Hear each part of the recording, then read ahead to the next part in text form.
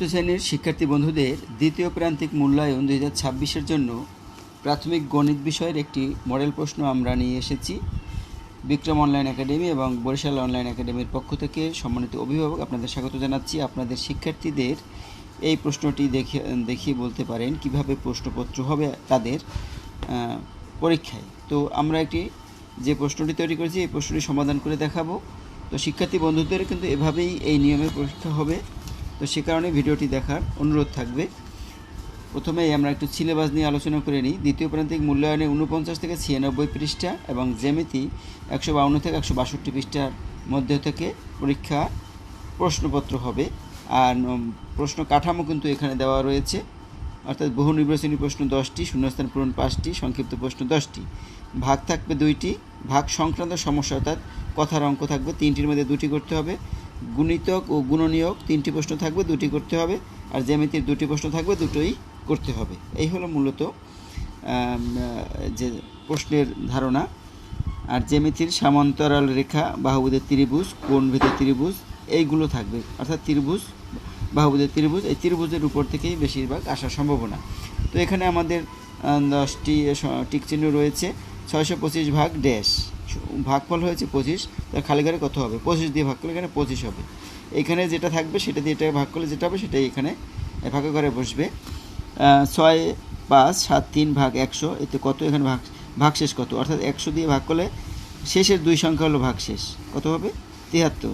5 অঙ্কের ক্ষুদ্রতম সংখ্যাকে 100 দিয়ে ভাগ করলে ভাগফল কত? 5 অঙ্কের ক্ষুদ্রতম সংখ্যা হলো 1 লেখে 4 শূন্য, তাকে 100 দিয়ে ভাগ করলে 100 উত্তর হয়। নিঃশেষ বিভাজ্যের ক্ষেত্রে ভাগশেষ কত হয়? 0 হয়। কোন প্রক্রিয়ায় গুণের বিপরীত প্রক্রিয়া বলা হয়? ভাগ। 36 ভাগ 12, এখানে খালি ঘরে কোন প্রতীক চিহ্নটি বসবে? অর্থাৎ 36কে 12 দিয়ে ভাগ করলে সমান সমান এখানে বসবে, এখানে সমান সমান চিহ্ন বসবে। নিচের কোনগুলো 5-এর গুণিতক? 5, 10, 15, এগুলো 20, এগুলো গুণিতক। তারপর কোন ত্রিভুজের সবগুলো কোণ সমান? সমবাহু ত্রিভুজের। নিচের কোন জোড়ার সংখ্যা 2টি মৌলিক সংখ্যা? অর্থাৎ 53 আর 59, এই দুটো মৌলিক সংখ্যা, আরগুলো কিন্তু মৌলিক সংখ্যা নয়। 18 এর গুণনীয়ক কয়টি?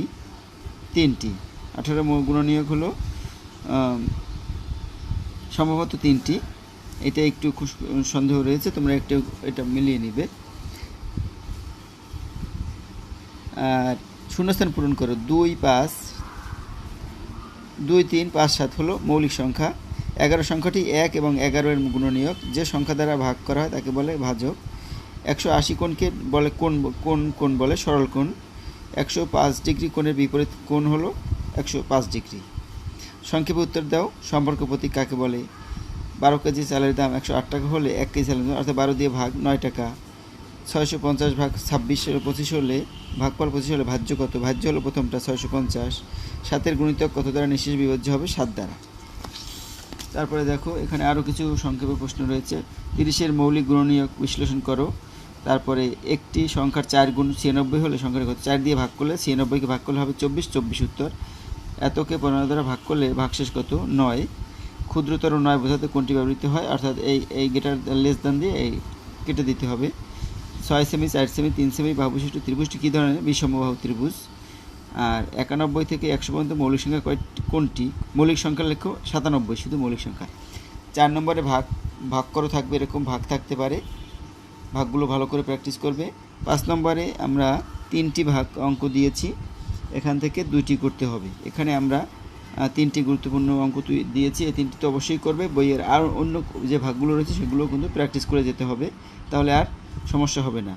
আর 6 নম্বরে যে কোনো 2টি প্রশ্নের উত্তর দাও। এগুলো গুণিতক ও গুণনীয়ক থেকে আমরা এই প্রশ্নগুলো নিয়েছি, 3টি এখানে দেওয়া রয়েছে, যে কোনো 2টি লিখতে হবে।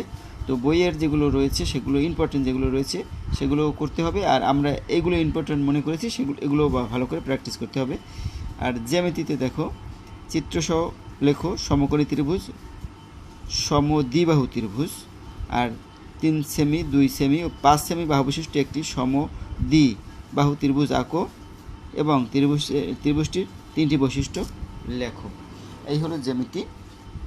তো আশা করি বন্ধুরা তোমরা এখান থেকে এই প্রশ্ন থেকে কিছুটা ধারণা পাবে এবং এই অঙ্কগুলো অবশ্যই বাসায় বসে প্র্যাকটিস করবে। ধন্যবাদ সবাইকে।